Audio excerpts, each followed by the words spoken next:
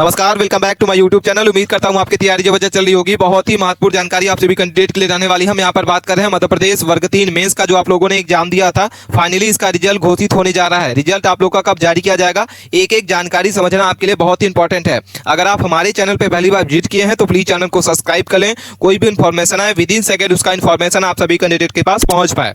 जैसा कि हमारे जो पद है 13,089 पोस्ट आपके जो है वो पद बढ़ने जा रहे हैं। 22,600 आपके 89 पोस्ट यहाँ पे वृद्धि होने जा रही है। कितने पद आप लोग के बढ़ने वाले हैं ये जानकारी समझ लेना। बाकी डॉक्यूमेंट तैयार करके सभी को रख लेना होगा। कौन कौन से डॉक्यूमेंट तैयार करके रखना होगा, डॉक्यूमेंट लिस्ट आप लोग को बताने वाले हैं। अगर आप डॉक्यूमेंट में कोई भी त्रुटि आती है तो आप सभी यहाँ उसको क्या कर लें, अभी से ही सुधरवा लें, नहीं तो आप डीवी से बाहर हो सकते हैं। इसलिए इससे बचने के लिए सबसे पहले आपको क्या कर लेना होगा, अपने डॉक्यूमेंट लिस्ट को देख लेना होगा। कौन कौन से इंपॉर्टेंट डॉक्यूमेंट जो है वो तैयार करके रख लेना है। रिजल्ट से पहले कट ऑफ आपकी जारी हो चुकी है। शिफ्ट वाइज आपको यहाँ पे नॉर्मलाइजेशन जो है वो कितने अंक का रहने वाला है ये जानकारी समझाने वाले हैं। गेस्ट और नॉन गेस्ट स्पेशल टीचर के लिए कितनी आपकी एक्सपेक्टेड कट ऑफ रहेगी ये जानकारी समझ लेना। पदों की वृद्धि के लिए नोटिस आ चुका है। आपका रिजल्ट कब जारी किया जाएगा, रिजल्ट तिथि पर अपडेट आ चुकी है। सब यहाँ पे हम बात करें एमपी टेट वर्ग 3 के रिजल्ट के बारे में। सबसे पहले लगातार बच्चे जो है कमेंट कर रहे हैं कि सर हमारा जो रिजल्ट है कब जारी किया जाएगा। तो सबसे पहले रिजल्ट के बारे में बात कर लेते हैं। आपका रिजल्ट है वो 20 दिसंबर तक कभी भी जारी कर दिया जाएगा। ठीक है, तो जो स्टूडेंट जो है कमेंट कर रहे हैं, लगातार परेशान हो रहे हैं कि हमारा रिजल्ट कब जारी किया जाएगा, तो वो सारे स्टूडेंट को घबराना नहीं है। आपका रिजल्ट जो है ईएसबी के तरफ से आधिकारिक वेबसाइट के माध्यम से बताया गया है कि आपका जो रिजल्ट है वो 20 दिसंबर के बीच में कभी भी आ सकता है। इसलिए सारे डॉक्यूमेंट आप तैयार कर रख लें, पहले से रख लेना होगा। कोई भी अगर आपके डॉक्यूमेंट में त्रुटि है तो आप अभी से ही उसको सुधरवा लें। टोटल वैकेंसी अगर बात करते हैं, जो आपकी प्रीवियस वैकेंसी है, जैसा कि बता दें बहुत सारी वैकेंसी यहाँ पे जो है पदों में मांग की जा रही है। बढ़ाने के लिए पदों में वृद्धि की जाएगी या नहीं की जाएगी, अभी कोई भी आपका यहाँ पे ऑफिशियल अपडेट नहीं आया है कि आपके जो पद हैं वो 22,000 होंगे या 25,000 होंगे। लेकिन मांग की जा रही है कि आपके जो पद है, वैकेंसी है, वो 25,000 की जाए। ठीक है, इसके बाद हम बात कर लेते हैं कुल आपकी जो पोस्ट है वो 13,089 पोस्ट है और स्कूल शिक्षा विभाग की जो आपकी पोस्ट है वो 10,150 है। आदिम जनजाति कल्याण विभाग की अगर बात कर लेते हैं, बैकलॉग की 1500 आपकी जो है 23 पोस्ट है। और विज्ञान विषय के लिए आपको यहाँ से बात कर लेते हैं तो आपकी 1087 पोस्ट है। बैकलॉग सीधी भर्ती अगर बात कर लेते हैं तो यहाँ पे जो है 300 आपकी यहाँ पे 29 पोस्ट यहाँ पे निकाली गई है। ठीक है, इसमें जो पदों की वृद्धि है लगातार मांग की जा रही है स्टूडेंट के द्वारा, टीचर्स के द्वारा, कि आपके जो पद है वो 13,000 से बढ़ा के इसको दुगुना किया जाए। ठीक है, यानी आपकी जो वैकेंसी है 25,000 की जानी है। ठीक है, तो क्या आपका रिजल्ट जो है 25,000 के कट ऑफ पर बनेगा या आपका 23 यहाँ पे 13,000 के पोस्ट पे बनेगा, अभी कोई भी यहाँ पे जो है आधिकारिक वेबसाइट के माध्यम से अपडेट नहीं है। लेकिन यहाँ पे आपको समझ लेना होगा कि अभी सारे डॉक्यूमेंट जल्द ही आपका रिजल्ट जारी किया जाएगा। तो आप सभी अपना जो डॉक्यूमेंट है रेडी करके रख लेना होगा। यहाँ पे आपको डॉक्यूमेंट रेडी करने के लिए कौन कौन सी लिस्ट है वहाँ आपको बताने वाले हैं। सबसे पहले बात कर लेते हैं, यहाँ पे आप लोगों का जो स्कूल शिक्षा विभाग का जो आपकी पोस्ट है वो 10,150 है। बैकलॉग के लिए आपको 1,650 पोस्ट है। वहीं अगर हम बात कर लेते हैं अति शिक्षक के लिए तो 4,060 पोस्ट निकाली गई थी, जिसमें अगर गैर शिक्षक की बात करते हैं 4,440 पोस्ट है। ठीक है, जनजातीय कार्य विभाग की अगर बात करते हैं तो 2,000 आपकी जो है 939 पोस्ट है। और अति शिक्षक की बात करते हैं तो 400 आपकी जो है वो आपकी कितनी है, 469 पोस्ट है। गैर अति शिक्षक के लिए आपको 1,470 पोस्ट है। टोटल फॉर्म कितने अप्लाई किए गए हैं तो यहाँ पे जो टोटल फॉर्म है वो 1,10,960 स्टूडेंट का डाटा यहाँ पे हम आपको बताने वाले हैं। इतने स्टूडेंट जो है यहाँ पे अपने फॉर्म अप्लाई किए हैं। ठीक है, प्रेजेंट कैंडिडेट के बारे में बात करते हैं, कितने स्टूडेंट जो है इस बार एग्जाम दिए हैं, किसको रिजल्ट का इंतजार है। तो 92,000 स्टूडेंट जो है रिजल्ट का इंतजार कर रहे हैं, क्योंकि यह सारे स्टूडेंट जो है अपने एग्जाम दिए हैं। एग्जाम का लेवल कैसा है तो मॉडरेट टू हार्ड रहा है, लेकिन ये जो होता है वो 90% कैंडिडेट पे डिपेंड करता है। ठीक है, ये सारा का सारा जो एग्जाम का लेवल रहता है स्टूडेंट पे डिपेंड करता है। बहुत सारे स्टूडेंट जो है अच्छी खासी तैयारी के साथ जाते हैं, उनको जो मॉडरेट शिफ्ट लगती है, इजी शिफ्ट लगती है, लेकिन जो तैयारी के साथ नहीं जाते हैं वो उनको जो है हार्ड शिफ्ट लगती है। ठीक है, तो एग्जाम का लेवल जो होता है मॉडरेट टू हार्ड रहा है। इसके बाद यहाँ पे जो है लगातार यहाँ पे मांग की जा रही है पदों में की वृद्धि के लिए कि आपके जो पद है वो आपके 13,000 से बढ़ा के 22,000 से 25,000 किया जाए। ठीक है, लेकिन एसबी की तरफ से कोई भी अभी ऑफिशियल नोटिस है वो जारी नहीं की गई है।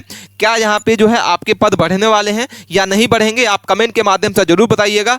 यहाँ पे जैसा कि टीचर्स के द्वारा, स्टूडेंट को द्वारा यहाँ पे आपको 17 नवंबर को आपका आंदोलन भी हुआ है। लेकिन उसका जो है एक्चुअल में निष्कर्ष अभी आपका नहीं निकला है। ठीक है, तो आपके जो पद है वो अभी आपके 13,000 हैं, लेकिन यहाँ पे जल्द ही आपका जो पद है वो बढ़ के मिलेंगे, 25,000 तक आपके जो पद है वो बढ़े जाएंगे। ठीक है, इसके बाद हम बात कर लेते हैं यहाँ पे आपका एग्जाम लेवल कैसा रहा है। हिंदी अगर बात करते हैं तो इजी टू मॉडरेट रही है। इंग्लिश अगर बात करते हैं तो आपकी मॉडरेट से पूछी गई थी। मैथ आपकी जो है मॉडरेट थी। साइंस आपकी जो है मॉडरेट टू हार्ड रही थी। सोशल साइंस अगर बात कर लेते हैं तो आपकी मॉडरेट टू हार्ड रही थी। ठीक है, इसके बाद एग्जाम शिफ्ट के बारे में बात कर लेते हैं कि आपका एग्जाम का शिफ्ट जो है वो 9 तारीख से लेकर कितने दिन तक चला था, कौन सी शिफ्ट आपकी हार्ड थी, कौन सी शिफ्ट आपकी मॉडरेट थी, ये जानकारी समझ लेना। तो 9 अक्टूबर की जो आपकी फर्स्ट शिफ्ट पूछी गई थी उसमें 6 नंबर का आपके यहाँ पे नॉर्मलाइजेशन रहेगा, जिसमें आपकी ये हार्ड शिफ्ट पूछी गई थी। पहली शिफ्ट आपकी हार्ड पूछी गई थी। सेकेंड शिफ्ट अगर बात करते हैं तो मॉडरेट थी, जिसमें 4 से 3 नंबर का यहाँ पे आपका नॉर्मलाइजेशन बढ़ के देखने को मिलने वाला है। अगर हम 10 अक्टूबर की बात करते हैं, फर्स्ट शिफ्ट आपकी मॉडरेट टू हार्ड रही थी। सेकंड शिफ्ट आपकी जो है मॉडरेट रही थी, जिसमें 4 नंबर से 3 नंबर का यहाँ पे जो है नॉर्मलाइजेशन रहेगा।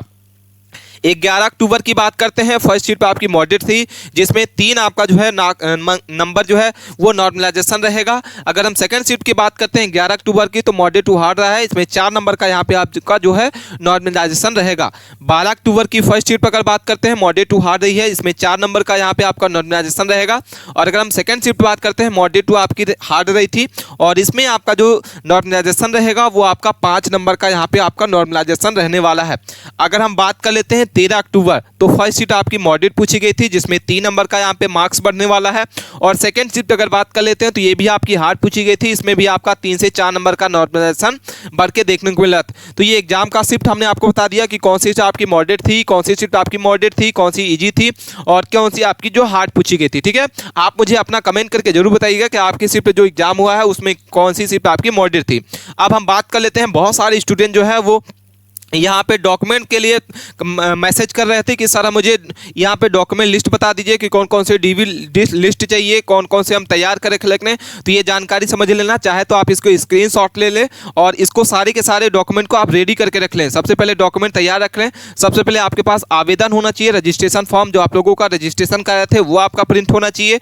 प्रवेश पत्र आपका एडमिट कार्ड होना चाहिए, इसको घुमाना नहीं है, प्रिंट आउट निकाल के रख लेना है। 10वीं की मार्कशीट, 12वीं की मार्कशीट, डीएड है, डीएलएड है, डिप्लोमा है, ये भी आपकी मार्कशीट लगने वाली है। ग्रेजुएशन डिग्री आपकी अगर है तो वो लगेगी।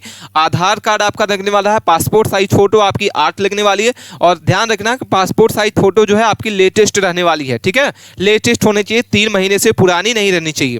मूल निवास प्रमाण पत्र होना चाहिए, जाति प्रमाण पत्र, ये सारे के सारे आपको डॉक्यूमेंट रेडी करके रख लेना। अगर इसमें कोई भी त्रुटि है तो आप अभी से ही उसको सुधारवा लें। सभी में आपका नाम, आपके फादर का नाम, डेट ऑफ बर्थ, ये सारे के सारे सेम होना चाहिए। अगर कोई भी अगर आपका त्रुटि पाई जाती है तो आप डीवी से बाहर हो सकते हैं। ठीक है, इसके बाद जाति के बाद आपका जो है टेट स्कोर, आपका स्कोर कार्ड रहने वाला है। बीपीएल या स्पोर्ट कार्ड अगर आपका है तो बीपीएल कार्ड लगाना होगा। स्पोर्ट है तो स्पोर्ट का आपका पंजीयन लगाना होगा।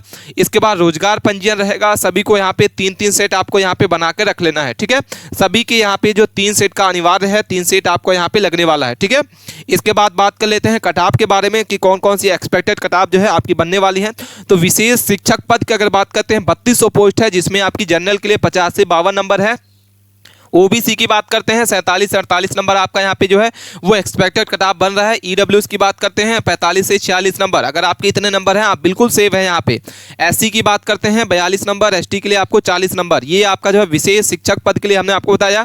वैसे ही अगर हम बात कर लेते हैं यहाँ पे एक्सपेक्टेड कटऑफ जो है वो आपका गेस्ट फैकल्टी मेल के लिए रहेगा। गेस्ट फैकल्टी के लिए, नॉन गेस्ट के लिए आपको यहाँ पे बताने वाले हैं। सारी डिटेल में आपको बताएंगे क्या एक्सपेक्टेड कटऑफ रहेगी और कितने नंबर पर आप यहाँ पे सेव रहने वाले हैं। तो सबसे पहले हम बात कर लेते हैं कि आपका गेस्ट फैकल्टी के लिए क्या कटऑफ रहने वाली है। तो जनरल के लिए आपको बताएंगे मेल कैंडिडेट और फीमेल कैंडिडेट के लिए। तो जनरल कैटेगरी से अगर आप हैं, गेस्ट टीचर पहले से हैं, तो आपका जो मेल कैंडिडेट के लिए 58 से 60 नंबर रहेगा। आप अगर इतना नंबर आपका बन रहा है आप बिल्कुल सेव हैं।